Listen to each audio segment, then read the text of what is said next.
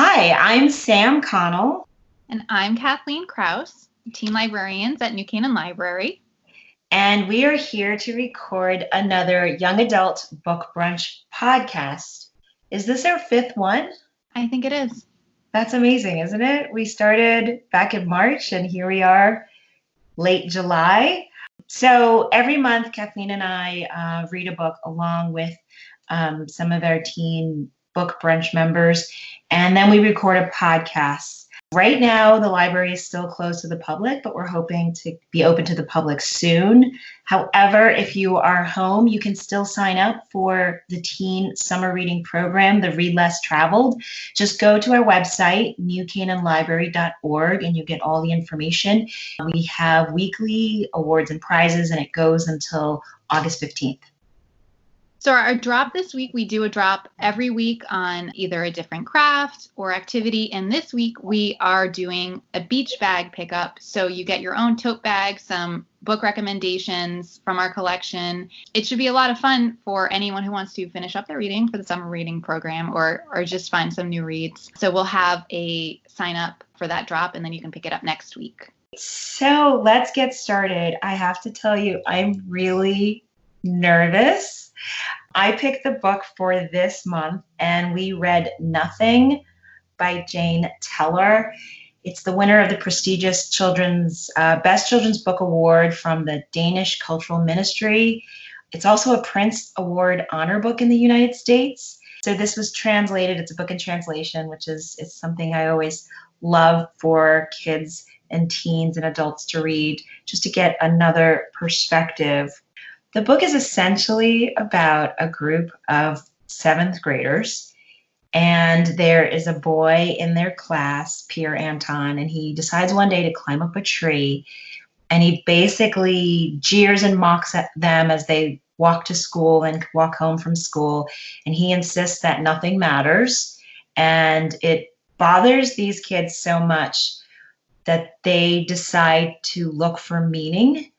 And they challenge each other and they ask each other to give up something important in this quest they have for meaning and that life matters and just to prove Pierre Anton wrong. And it escalates in the most terrifying and disturbing way. There are people who talk about this book that it's a little bit like Lord of the Flies and it's horrific what these children do to each other. But I loved this book, and sometimes I don't like what happens in a book, and I find a book so disturbing, and yet it touches me so deeply, and it haunts me, and it makes me think. If you look online, there are some people who are passionate about hating this book, and there are some people who think that it's absolutely brilliant, and I'm very, very frightened, but I'm going to head and ask. Kathleen, what did you think? I think in the past, in our podcast, we've come against the problem that we'll both kind of feel the same way about a book, and we both really like it, and there's not a lot of maybe pushback. So the great news here is that I did not love this book. Oh dear. I totally get what you're saying about. I think it's thought-provoking. I think it's well done. And I totally get why someone would like it. And I don't think it's a bad book. So I'm not questioning your judgment on this one. But I will say the experience of reading it and just getting to the end, which, I mean, maybe I've never been happier to get to the end of a book, really. Like, it was an ordeal. And not that it was badly executed. I mean, I think it was just that you are in this space of all of these terrible things happening. I couldn't even guess the next horrible thing that would happen. It always surprised me. It was so intense that I just needed it to end. Yes. So we have to give a spoiler warning. If you have not read the book, from here on out, we're going to give up all the details so we can pick apart why I loved this book and why Kathleen. I mean, I'm with you on the trauma. I was very traumatized by this book, but I guess I was hoping to tap into. I know you love crime and mystery and a lot of times murder. And I feel maybe you and I fell into what these kids do. The reason why things got so terrible was because they kept trying to one up each other. And I feel like maybe we read Sadie by Courtney Summers, and I was so traumatized by that. But I wasn't sure. I feel like this is not a book I could put in anyone's hands. There are passages where I'm actually like fighting back nausea. What these kids do to each other is terrifying and horrific. It's written as realistic fiction. So that's where the real horror always lies for me. What human beings can actually do to each other and to the world. It was a disturbing read. So basically, it's told from the point of view from Agnes's point of view. So she's this 7th grade girl. In the beginning, it starts kind of as a minor exercise. These kids are basically having an existential crisis together. And it's fascinating the way it bothers them so much and the way they react to each other's challenges. In the beginning, it's pretty trite. There's another girl, I forget her name, and there's some beef between Agnes and this other girl. So this girl demands that she gives up her beautiful shoes that she had begged her mother to buy for her. And so they have this sawmill and they have a padlock for it. And then they decide to collect things that matter.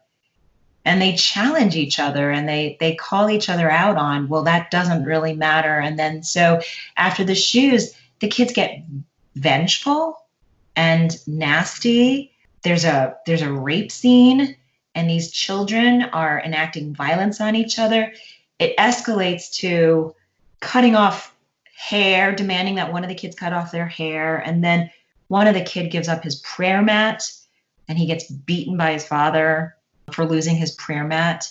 So religion is challenged. One kid challenges another kid to steal the Jesus out of a carving out of the church. It gets gruesome. One kid challenges another kid to dig up her deceased baby brother, and it was a slow car wreck I couldn't look away from. The thing that stayed with me was the very rough ride, but it was such a fascinating philosophical exercise. I agree, and I think if I approach it sort of from a more distanced, clinical, it's just an exercise, it's just philosophy, we're just viewing this as what might happen sort of thing. I think I can appreciate it more on that level, because if I try to take it on a more visceral, like this is happening level, it's so messed up.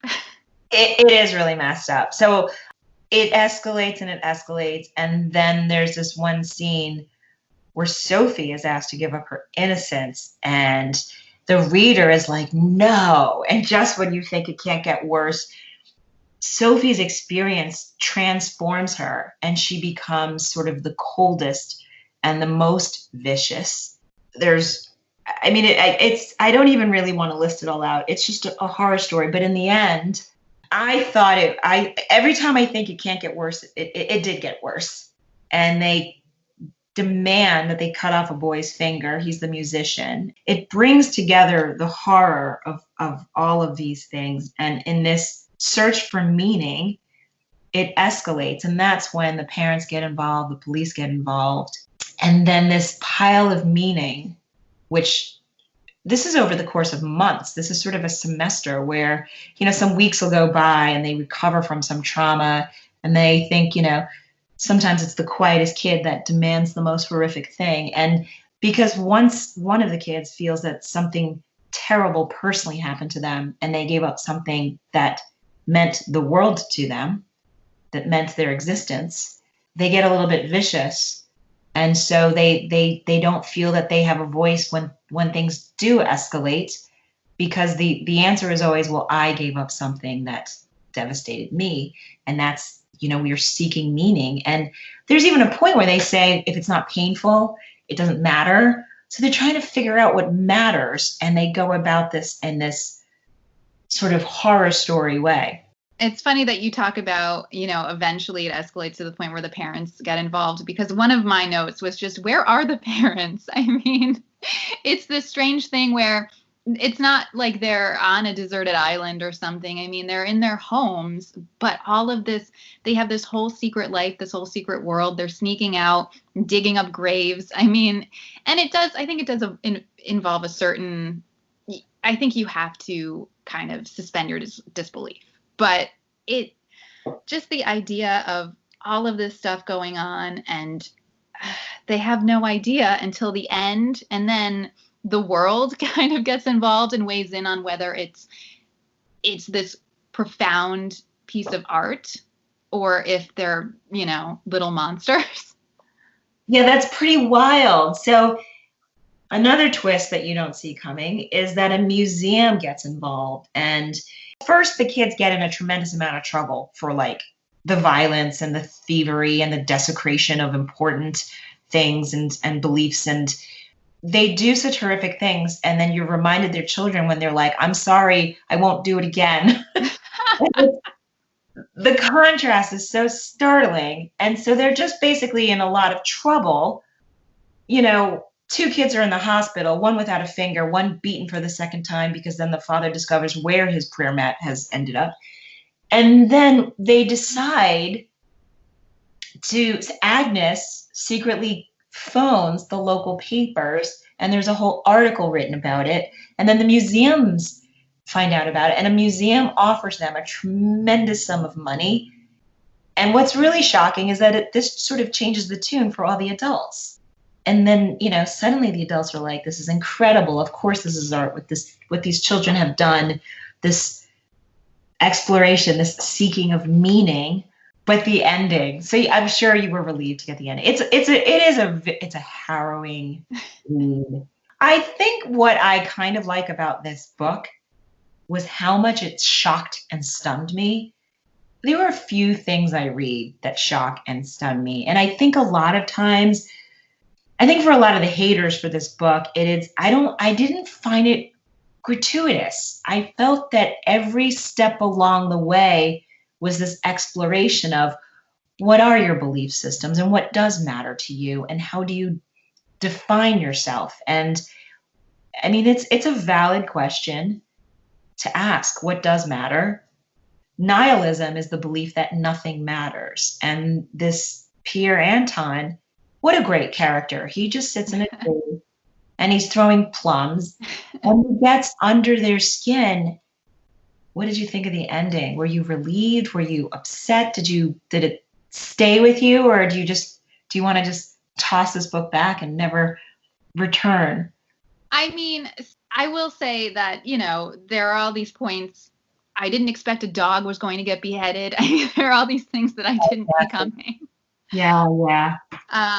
Selling it to a museum, all of that. But I will say that kind of from the beginning, it did feel like maybe it was building to this confrontation, because they're doing all of this to impress or to get a rise out of or something with Pierre Anton. They're so distressed. They're so disturbed by these ideas that he's planted in their minds that they cannot shake off.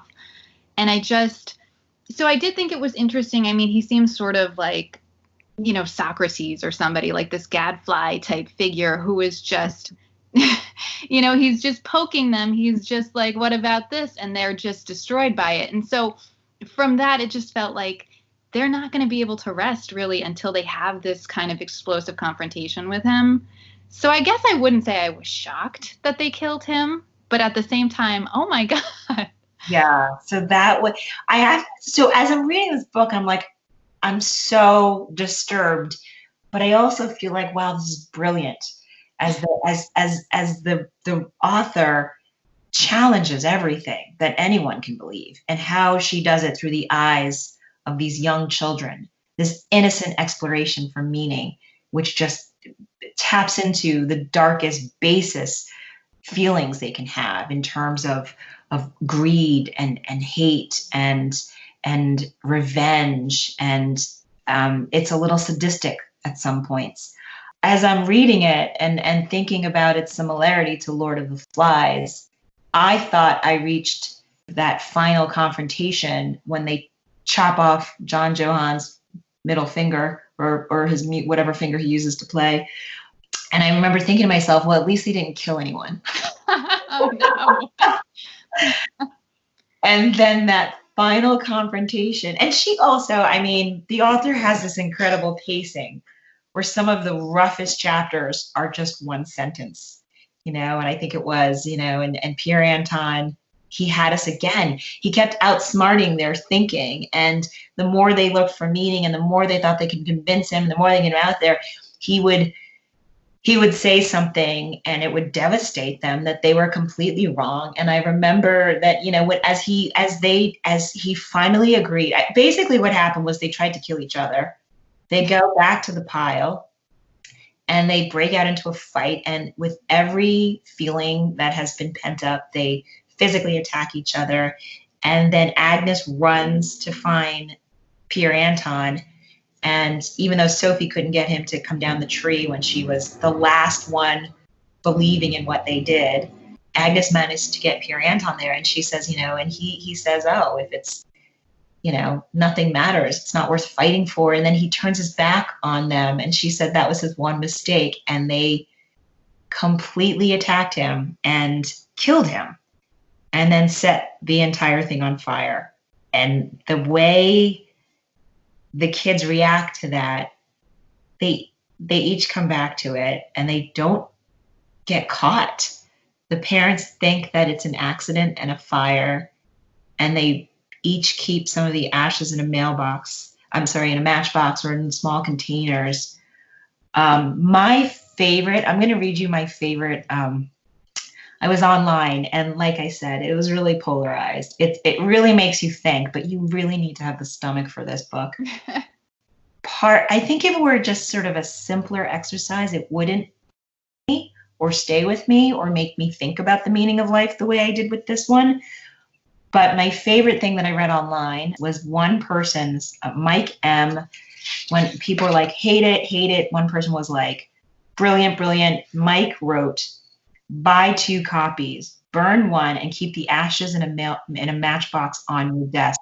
You want the second one to reread. A fearlessly written novel. Every time I turned the page, I thought, is the author really going to go there? And she did.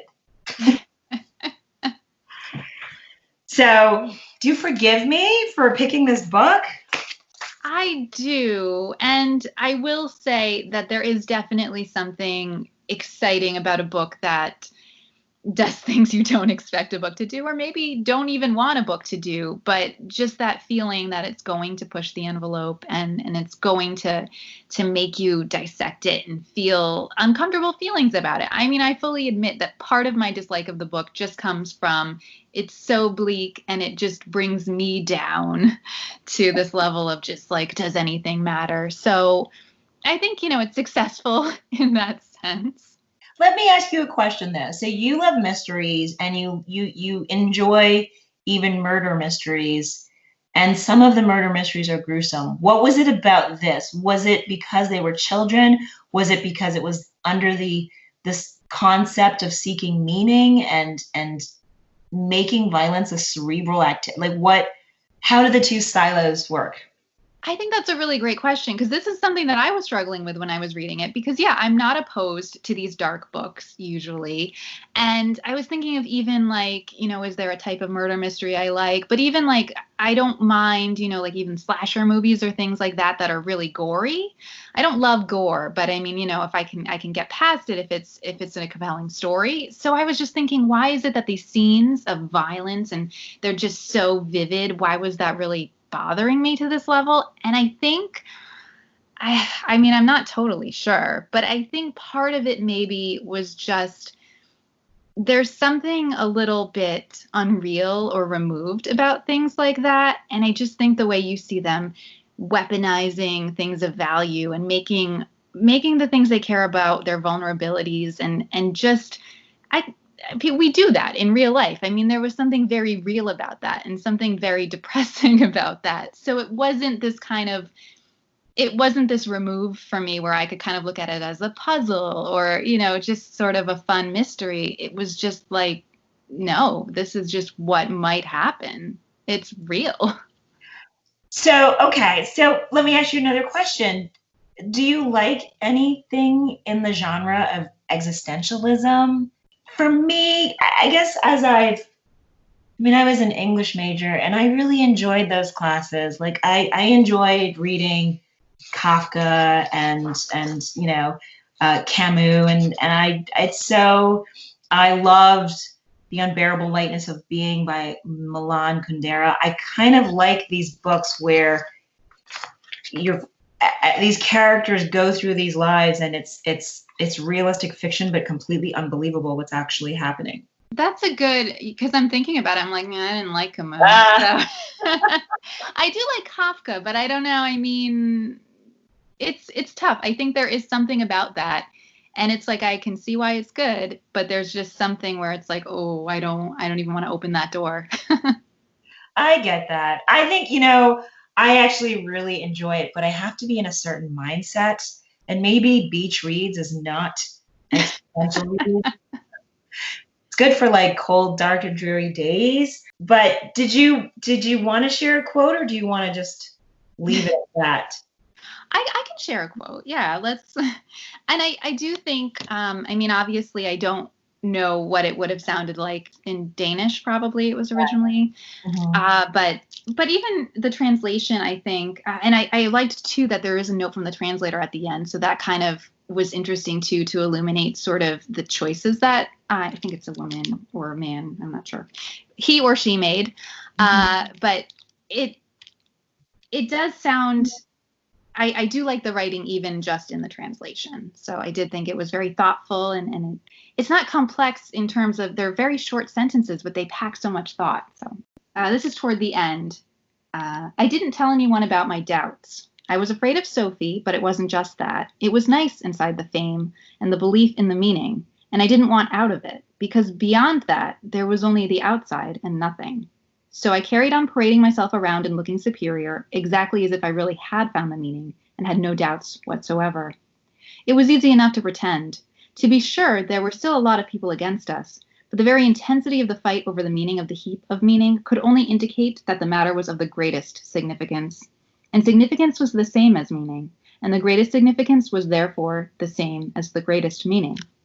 And I only doubted a tiny little bit, tiny little, smaller, nothing.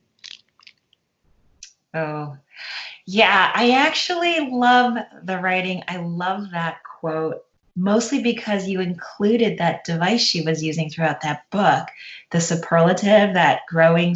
So often throughout the book, the writer would be like small, smallest, nothing, or whatever. And it was just sort of random, but it started to tie into the whole book, this idea of you can just have a thought, something can just be what it is. It can be a little bit bigger than what it is, or it could be everything. Whatever that feeling is or that moment is, to the furthest degree you can experience it. Her writing style, I agree with you. I loved the density of thought in every small, and I find that sometimes I really enjoy reading books in translation because it doesn't roll off, like the dialogue, the thoughts aren't as familiar as when you're reading something written by an English or an American writer. But when something's in translation, there's a little bit more thought put into every word because the sentence structures are so different and the grammar is different. And so I loved reading it. And there's a lot of sentences that give you pause and you stop and you reread it because of how they've phrased it. And so I love that about books in translation. And I think this is one of the better books in translations I've read. You need to have a real stomach for trauma for this book. Are you glad you read it? I am. I mean, I've heard about this book. I've heard people whisper, this is a traumatic book, and it does feel good to know why. Like, not to just imagine, but to feel like I had that experience and now I understand. Well, I'm glad we read it, and I'm glad I finally got to talk about it, because when I first read this, I think 3 or 4 years ago, and sometimes when a book haunts you, I find it's better to like pick it apart and talk about the book with someone. So thank you for doing that with me. Yeah, this is the worst kind of book to sit with alone. Even like the week or so that I had between finishing it and recording this, I was just like, what am I supposed to do with these feelings, these thoughts? Like, you need to get it out. Yes, yeah, no, thank you. I did need to get that out. And I actually do like existentialism. I like the philosophical exercise. So I have some recommendations. If you read this book and it was too much for you, but you kind of liked some of the thoughts, you wish this book were as interesting as it was without being traumatic, I recommend Heretics Anonymous by Katie Henry. It's a book about this boy who's in, I believe it's a Catholic school, and his parents have him there because it's one of the better schools, even though he's not Catholic. I don't know if he's actually an atheist or his family just doesn't practice a formalized religion, but he develops a friendship with the girl who's absolutely passionate about her belief in Catholicism and is actually looking to change from within. She wants to be a priest, and they strike up a friendship. And of course, she's not allowed to be a priest, and so they become friends with a few people, and they actually pull pranks. It's a lot more lighthearted than this, but also a lot of passages that make you think about sort of life and belief structures and what it means. And again, I think what Nothing by Janne Teller did really well was to say it's not so much about belief systems, but sometimes it's just about consequences. The second book I want to recommend is Where the World Ends by Geraldine McCaughrean. That's a book about a group of boys, a few centuries ago. I want to say maybe 1700s or the 18th century. But so they're on an island, and they survive by once a season getting on a boat and going hunting for birds that are on this one hostile climate. So you can't live on this island, but all of the boys, when they're old enough, go with sort of the elder men, and they go and they hunt enough birds, and they use the feather, the fat, and everything. It's almost like a whaling community, except they're relying on these birds. And so they go and they're dropped off, and then they get picked up at the end of the birding season, but the boat never comes to get them. And so it's a bit of a survival tale, and it's a group of boys, and that's also very Lord of the Flies. What do they do when social structure is removed, and how they try to survive and how they treat each other? It's dark, but it's not nasty, gory dark like Nothing. So it's beautifully written. So I highly recommend it. The last book I'm recommending, I might even put this on your desk, Kathleen, to push existentialism on you one more time. This is super, super cool. This is a graphic novel. It's called Tina's Mouth, an existential comic diary. And so basically, Tina, I think she's a sophomore or maybe a junior. I think she's a sophomore in high school. And so it's a great graphic novel. And she basically keeps a diary because she's taking existentialism as an AP class. And so her teacher has her write a diary. Another student has to catalog her garbage for like a semester. Another boy studies all the different belief systems across all these different cultures. But she approaches with lots of philosophy her struggles with falling out.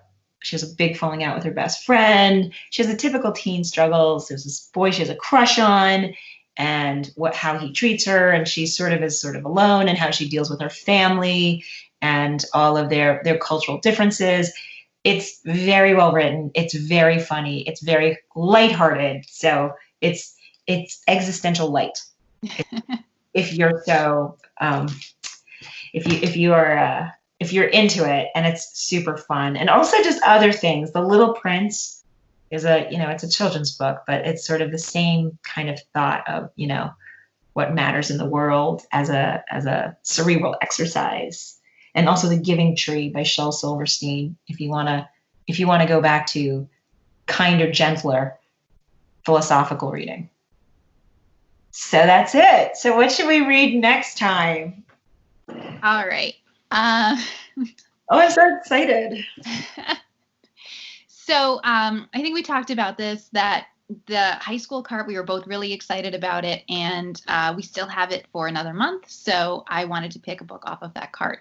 And so I've done something maybe a little unorthodox this time, which is that these books have already been curated by the high school. And so I was going to pick from two books that I haven't read from authors that I have read. Ooh, I like Uh, so this might be a little selfish of me too, because then I get a chance to read these books that I've been meaning to read forever. Um, I think actually you have read one of these because you had a review of this. So are you ready? I'm scared, but is this again? We've been outdoing each other with sort of because I sprung something a little unorthodox on you last time, but now you're recommending a book for us to read that you haven't read. That's a new twist. I feel like the kids in the book, like we're escalating, but nobody's been maimed yet, so that's good. It's early. no one's been named. So the first book is With the Fire on High by Elizabeth Acevedo. And so her previous book was The Poet X, which is a book in verse. And as far as I understand, this book is actually in prose. So I'm curious to see how her prose is different or similar to her writing when she writes in verse. So it's about a girl named Amani Santiago who got pregnant freshman year. And so she's been living with her grandmother, raising her young daughter. And she has these dreams of becoming a chef. And she wants to study abroad. And so she has to kind of learn to balance, she has all these responsibilities, but is there a way that she can follow her dreams and also put herself first in order to accomplish things as well? And then the second one is Dig by A.S. King. And I think this is the one that you've read and hopefully you liked. But I love A.S. King. She writes these really weird, surreal, really kind of, I guess, philosophical, very thoughtful and challenging books. And so I've read a bunch of her other books, but I haven't read Dig yet. And so the really brief synopsis that probably doesn't capture it because it is so surreal is 5 white teenage cousins are struggling with the failures and racial ignorance of their dysfunctional parents and their wealthy grandparents, and they reunite for Easter. I'm sure that doesn't capture the half of it. Not even a little bit. So funny. So yeah, I don't know if you have any thoughts. I did read it. I'm not going to share my thoughts here, but I will say that you're spot on. Very unusual setup. For most of the book, I was trying to figure out what was going on. But these are two excellent picks. And so I have read Dig, and I've been wanting to read With the Fire on High. And I know it's about food, so you always have me at food. So, that's awesome. So are we going to go back to democracy or do you want to pick? Well, I thought we were going back to democracy, or we could just have you vote. I don't know. No, let's go back to democracy. Let's put it in the newsletter. If you have not signed up for a newsletter, you can do that. Just go to our website, newcanaanlibrary.org, go to Books for Teens. That's where you can find information about our summer reading, about how to sign up for our newsletter. We've been sending it out every week all summer. We've got a few more issues left. And that's where we will put the voting. And I guess we can also put the voting on Instagram. Yeah. So that's another way, and we'll tally up between the two, whichever one gets the most votes, and we'll announce the winner. That's fabulous. So that's it. That's it for today. That was really fun, Kathleen. Thank you for reading Nothing. Are you going to say it was nothing? Thanks for nothing. Thanks for listening, guys. Bye. Bye.